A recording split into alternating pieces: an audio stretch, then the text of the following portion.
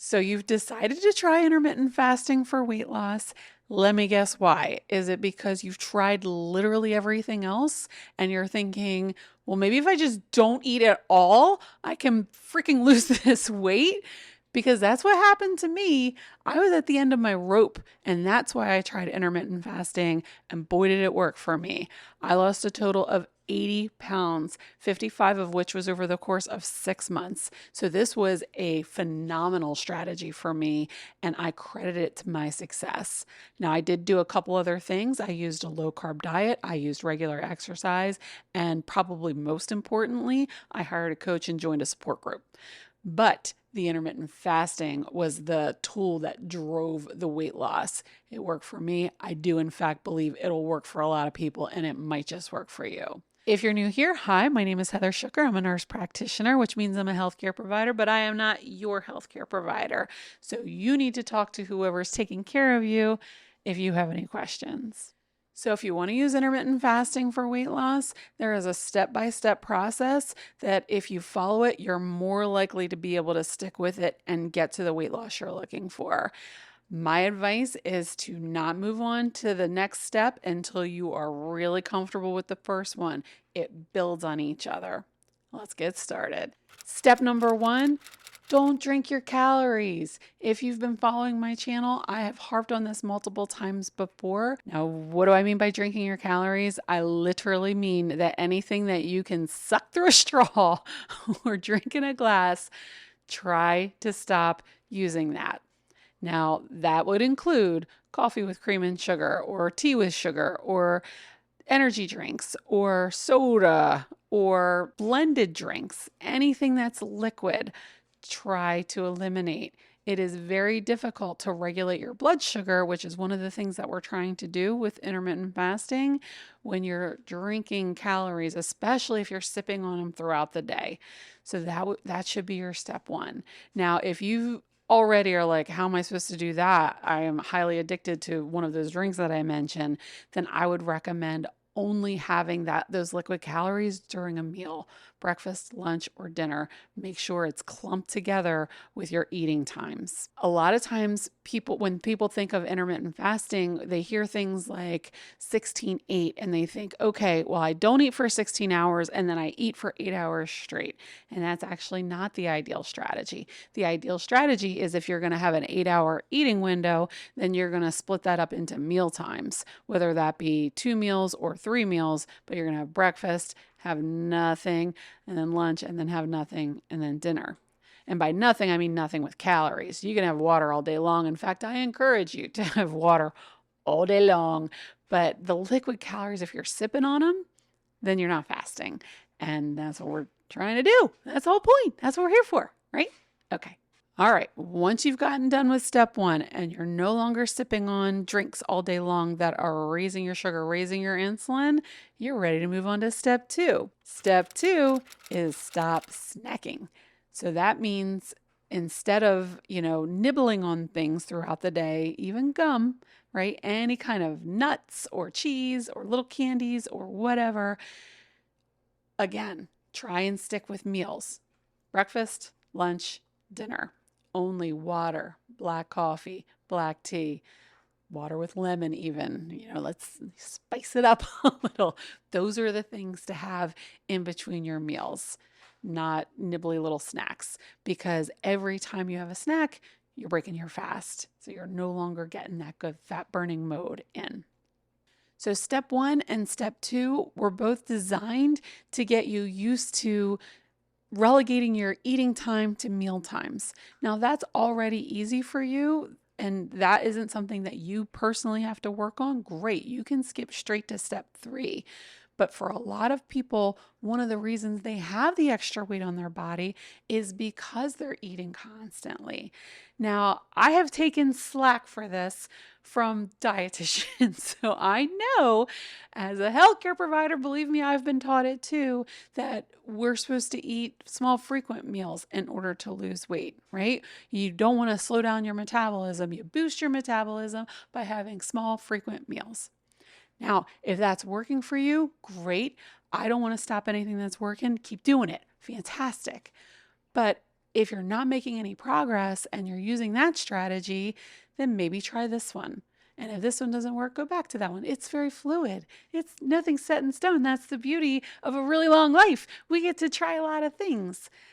But what I have found is that when the people that I'm working with are trying to lose weight, eating more often is usually not a successful strategy. And when they've tried it, they've ended up putting weight on instead of taking weight off.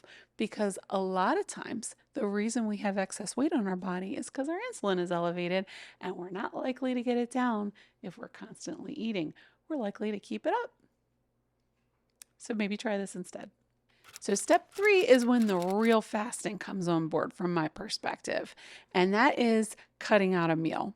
Whether that be breakfast or dinner, that means you're only having 2 meals a day, and generally you're only eating within a 6-hour window.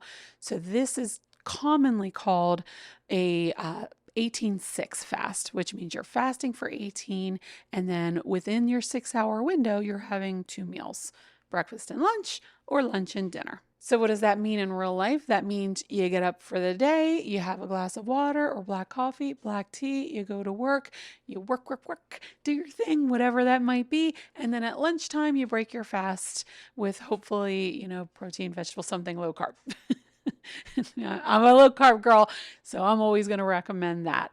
And then you wrap up your lunch, nothing but black coffee, black tea, water between lunch and dinner. Then you have your dinner. And then after dinner, nothing. So if you find yourself lounging on the couch, Netflix and chilling after dinner, it shouldn't be accompanied by cheese and crackers or any other snacks, right? Once dinner's done, kitchen's closed, stop eating for the evening. And that's probably the most important time to stop. I've heard it recommended that you should stop eating at sunset. Sometimes it's really hard, especially depending on where you live in the world. Sunset comes really early in the winter. But pick a time that's reasonable, maybe 6 o'clock, and then nothing after that, because your metabolism does slow down in the evening. And so you definitely don't want to go into bed, right after filling up your belly. And if you do that, if you stop eating at 6 and then don't eat again until noon the next day, there's your 18-hour fast. Right? Pretty exciting. That's a fast. You've done it. Hooray! And then you keep doing it that way, just having 2 meals a day until you're comfortable. And then you're going to kick it up a notch. And that'll lead you to step 4, which is to eat just 1 meal a day. A common way people describe that is OMAD. And those are, letters, 1 meal a day, right? OMAD. And that is really stepping it up a notch. That's when I really felt like I was fasting, when I went down to 1 meal a day. And you can pick whichever meal you want. Breakfast, lunch, dinner, doesn't matter what time of day, just ideally not too late in the evening. So what does that look like? You get up, you have black coffee, black tea, water until you eat your 1 meal, and then that's done. And then again, nothing after that until the next day. Now, 1 meal a day is a really effective weight loss strategy in the beginning. That's how I got started, and I saw some amazing progress. I couldn't believe how much weight I was losing by only having 1 meal a day, and it makes sense, right? That's a calorie restriction diet, and we know that just about any calorie restriction diet is going to work in the beginning, and this is no different. This one just seemed to be kind of turbo boosted.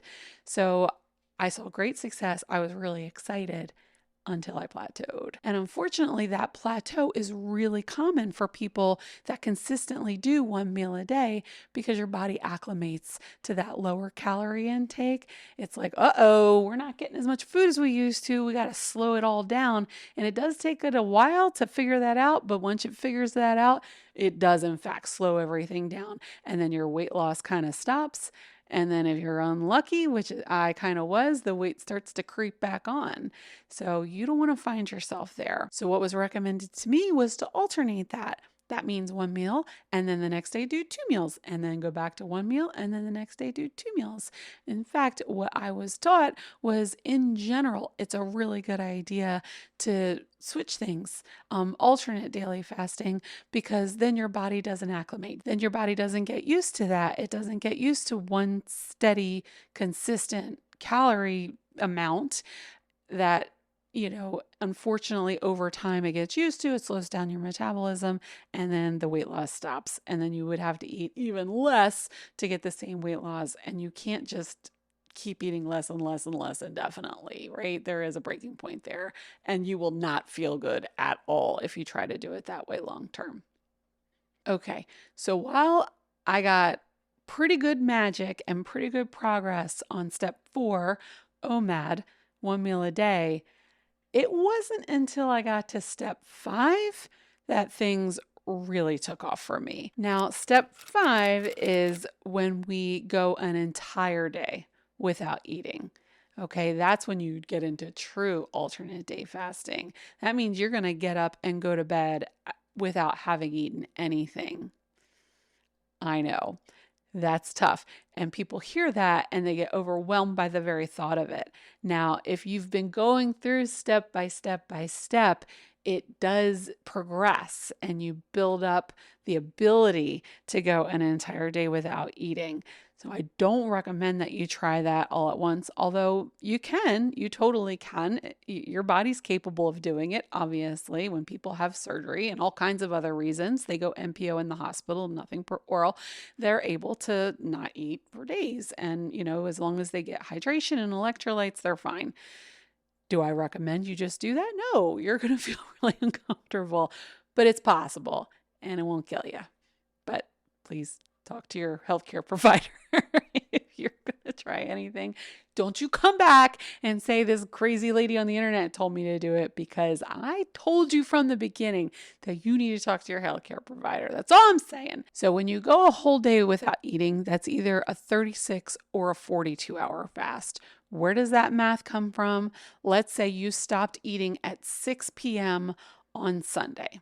Okay, you stopped eating at 6 p.m. You have nothing but water and electrolytes from after that last meal all through the next day and until you eat breakfast Tuesday morning. That would be a 36-hour fast, or lunch on Tuesday afternoon.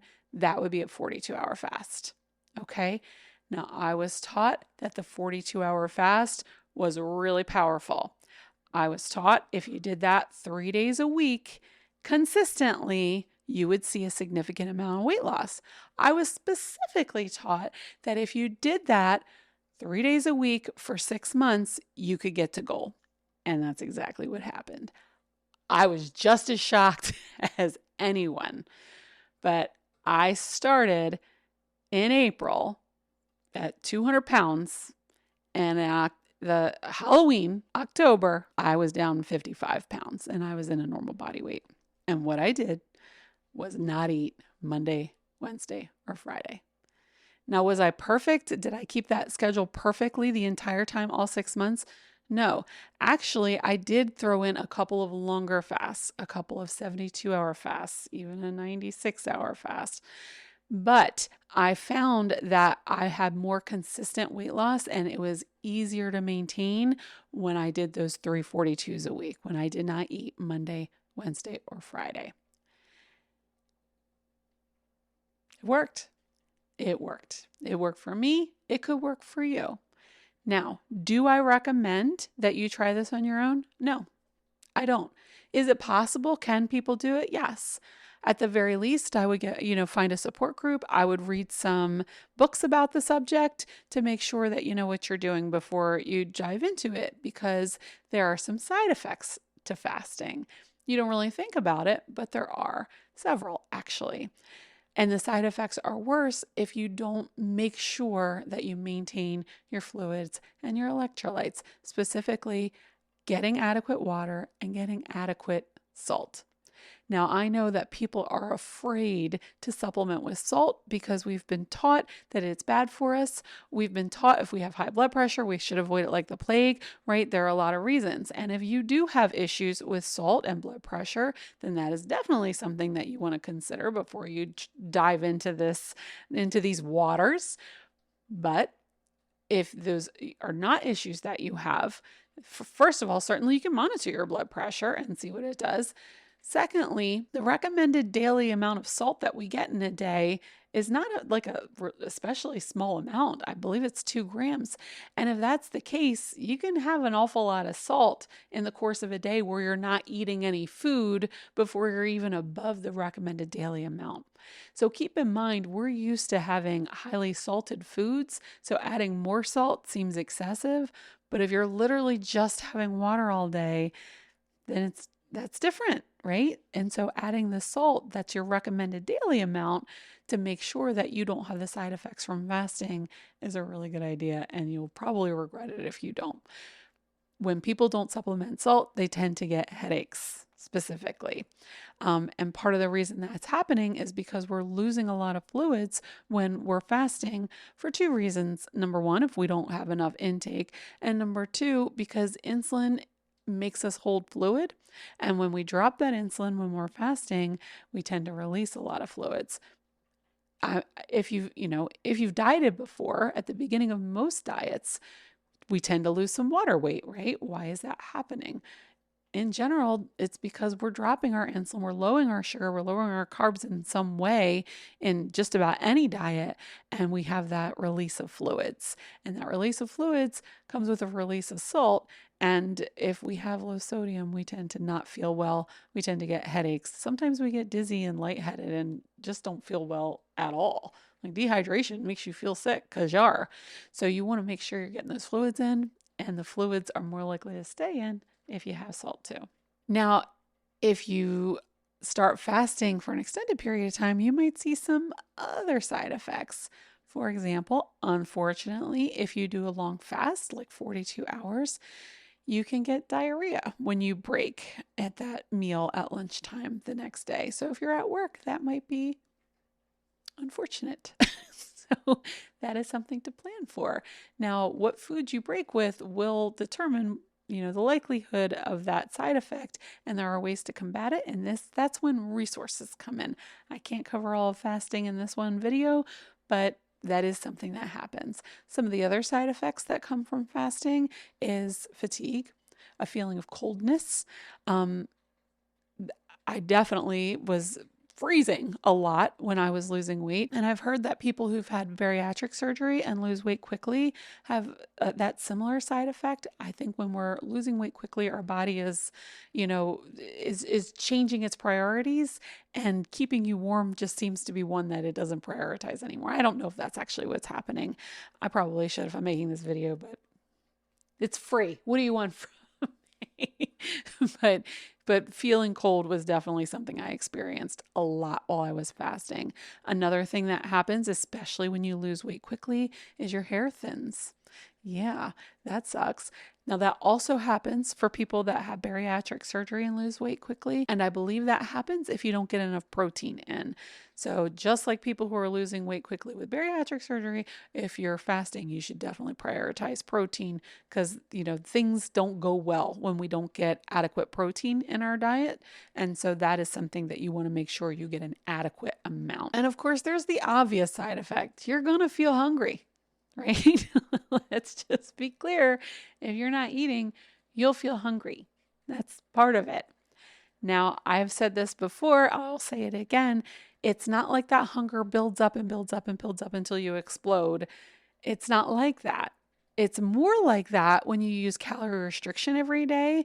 Like, they've done starvation studies where people start to dream about food, obsess over food, and it becomes like the central preoccupation of their day. But that's usually with calorie restriction. With fasting, when I did it, and the people that I've talked to who have done it, you don't have that fixation on food. Your body doesn't, keep making things feel worse and worse and worse until you explode. You have a hunger wave, and it's just that. It's a wave. It goes away. And then it'll come back at your regular meal times. Your body is kind of in that rhythm. It's expecting food. And so it'll come at breakfast, and then it'll go away. It'll come at lunch, and then it'll go away. And then it gets really loud at dinner time. That is the meal that I think people find the hardest to ignore that hunger, push past it, and just go to bed. And so, that can be That can be a tough one, but once you get used to it, once you build up to that, it does get easier. Now, some of the ways to counteract that hunger is staying hydrated. And I have found, and many people have found that seltzer water, bubbly water, tends to help make you feel a little fuller. I don't know. It tends to deal with that hunger in some way. Also, lemon water. People use pickle juice because that also helps replenish the salt. When you're fasting, your stomach can get noisy, right? You get a grumbling stomach. That can be a little awkward when you're in a quiet room. I'm a healthcare provider. I go into exam rooms all day, and I have definitely had lots of rumbly, noisy stomach moments when I was with my patients. What are you going to do? Bodies make noises.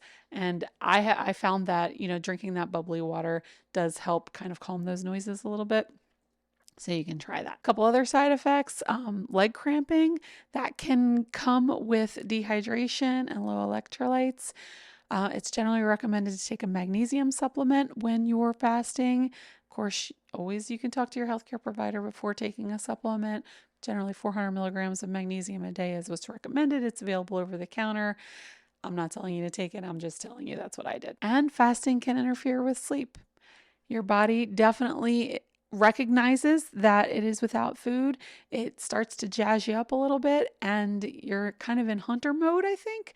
And that can, make you feel kind of wide awake and it can make sleep difficult. It's another reason to use magnesium. Magnesium is a calming supplement. Again, I'm not telling you to take any pills. I'm not here for that. But it is recommended. It's been recommended to me. It helped me through. Even putting the magnesium salts in the bath and, having a nice soothing bath to try and help with sleep can be really nice and can also help. That's it, folks. There are longer fasts that you can do. I definitely wouldn't recommend those unless you were part of a community or part of, had a coach or read some books on it. That's as far as I felt it was necessary to go to have the weight loss success that I had. So that's as far as I would recommend going. Now, if you're wondering fairly, what makes you a fasting expert? Why should I trust you? Well, I wouldn't necessarily call myself a fasting expert, but I not only read a whole bunch of books about it, I joined a community, a fasting community called the Fasting Method. Highly recommend, 10 out of 10. They're not paying me to say that. I literally joined that community, hired a coach. I was a very active member for a year, went to more meetings than I can count, watched every piece of information, which there is a lot in their archives. So I learned an awful lot about it. And in fact, this video is not enough information if you want to really dig deep into fasting. So I do recommend using another resource, and I really recommend them because that's how I was able to be so successful. Hire a coach, get an accountability partner, get a support group, and your chances of success are just exponentially higher, truly. But if you want to get started, stop drinking the liquid calories, stop snacking in between meals, get down to 2 meals a day, get down to 1 meal a day, go a whole day without eating. That, my friends, is intermittent fasting. Make good choices.